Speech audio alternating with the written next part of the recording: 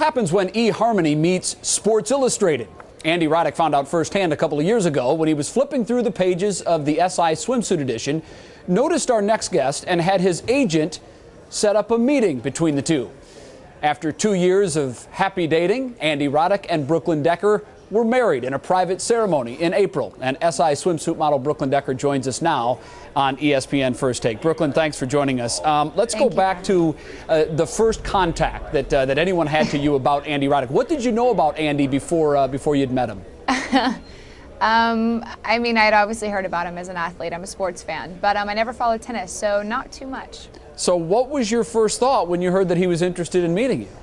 I thought it was a little bizarre that I got the call, but to his credit, he says it's not stalking unless the other person doesn't like it. So after 5 months, I called him back, and the rest is history. Now, does this happen to a Sports Illustrated swimsuit model on a regular basis, where you might hear from actors or celebrities who want to meet you? It does. Sadly enough, it does. It happens to a lot of girls. It's part of the business in a very weird, bizarre way.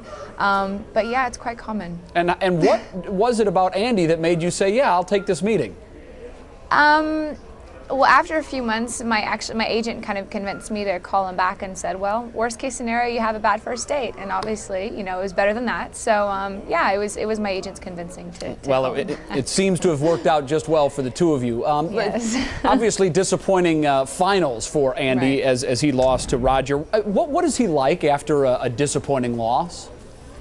You know, it's part of the job, and you know, you have your bad days and your good days, and that happened to be a good day with not the result he wanted, but he handled it quite well.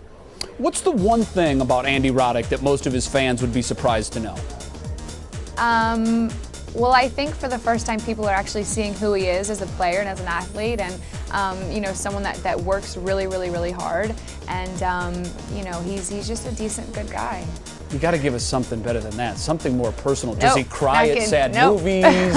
Nothing good like this? No, he's not a crier.